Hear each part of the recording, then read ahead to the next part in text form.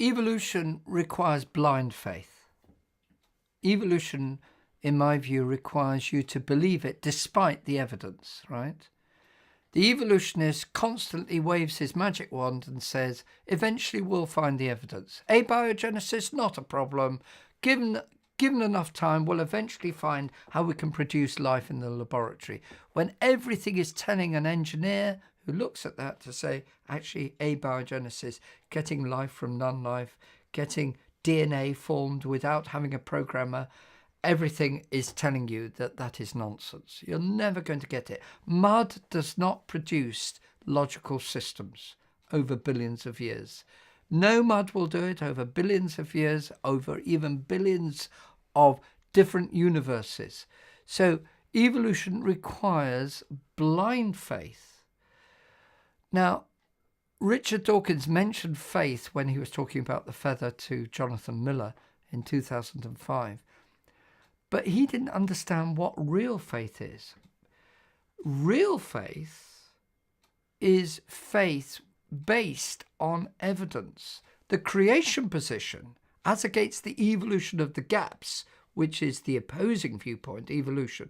Creation doesn't have any God of the gaps. Creation has a very careful, exquisitely based investigative system which it really promotes. If you think about it carefully, good science has actually arisen out of the Judeo-Christian worldview, which doesn't therefore mean that it immediately proves that Judeo-Christian position is correct, but it's very interesting to observe that it encourages a critical mindset, which says, okay, the proposal is that there is a rationality behind the universe. Let's go therefore and check the universe. And lo and behold, we find, as Newton checked the way planets behave, and Kepler observed the way the planets go around the sun and proposed laws, and Newton looked at his laws and eventually came out with a theory of gravitation, which fits beautifully with what actually we had originally proposed, which is that the universe wasn't just mindless. Well, it is mindless, but it's not operating without principles which can be investigated. So the Judeo-Christian worldview actually encourages a rational look at the universe, a rational look at biology, a rational look at the world around us, and it shows that everything is entirely consistent with that worldview, right? So the faith that we refer to is not faith in that which we don't know. It's faith in that which we do know. When Crick and Watson, Francis Crick, James Watson, in 1953 discovered DNA, we weren't surprised, because actually it showed the wonderful software which lies in the genetic code, or in the genetic material in each one of our bodies. And it confirmed that we are fearfully and wonderfully made, and that the science confirms the fact that we are fearfully and wonderfully made. It actually confirms John 1:1, which says, in the beginning was the Word, in the beginning was the Logos, in the beginning was the logical principle behind everything, right? So there is a verse in Romans 1 which says, the invisible things of God are clearly seen, being understood by the things that are made, even his eternal power and Godhead. Now, when you take the position that faith is based on that which you do know, then you find that everything you observe reinforces the fact that in the beginning God created the heavens and the earth. He's created everything. And as many scientists have actually noted, it seems that everything has been made such that we can observe it, even the astronomy and things out there, you know, the celestial bodies going round each night. It seems that they've been made such that we can observe them and work out the amazing physics behind them. So coming back to your original point about faith, evolution requires blind faith, because if you believe in evolution, you're going against the experimental evidence which supports design, which supports engineering principles, which show to us that there is a designer.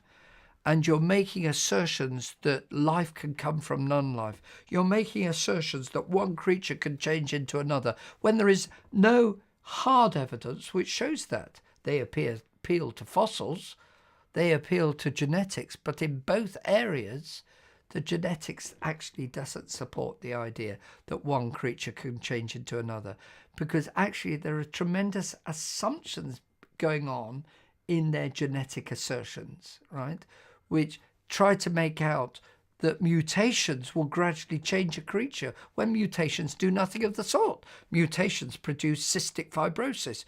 Mutations produce color blindness. Mutations produce hemophilia. Mutations are deleterious. They don't actually enhance the creature. They actually cause the creature to die more quickly, right?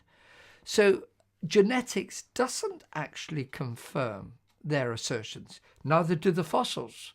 The fossils actually show every evidence that they weren't made over billions of years. They were actually made catastrophically, and they actually confirm the assertions and that which is written in the Bible, speaking of a worldwide flood. So when you actually open up this whole area, the science carefully put over shows to us that there is a position which is based on credible faith, which means that you observe carefully, scientifically, what is happening in the laboratory. You note it down, you draw deductions from it, and you actually work out that there is some amazing system going on here. I mentioned to you DNA, and the DNA shows to us that there is actually a great computer programming effectively going on right down at the molecular level. So credible faith says, here is an amazing system. Where could that have come from? That tells me that there must be a designer behind it, because we're dealing here with non-material information systems. And non-material information systems cannot have arisen just from matter. You cannot get mathematics from mud over billions of years.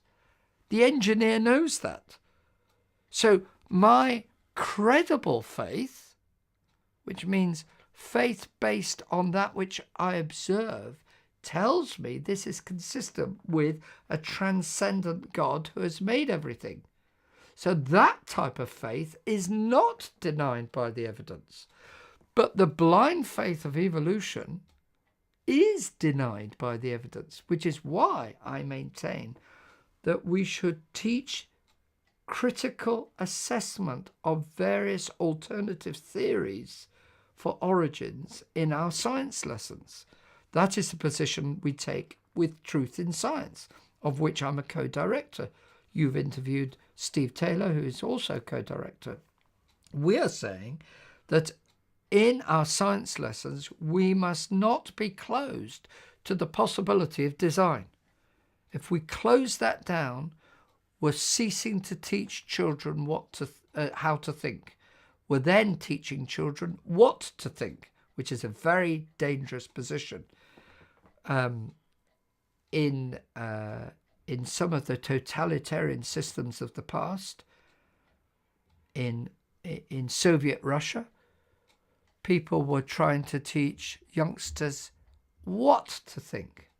You're not allowed to think in terms of a God who has made us by law, right? And that led to disaster, led to the totalitarianism of Stalin. In Nazi Germany, right on the other side of politics, extreme right wing, right? Again, the idea was that you must realize that the Aryan race is the greatest race of all. And in Mein Kampf, Hitler said, we humans have broken the law of natural selection. Not only have we supported unworthy life forms, we have also allowed them to breed.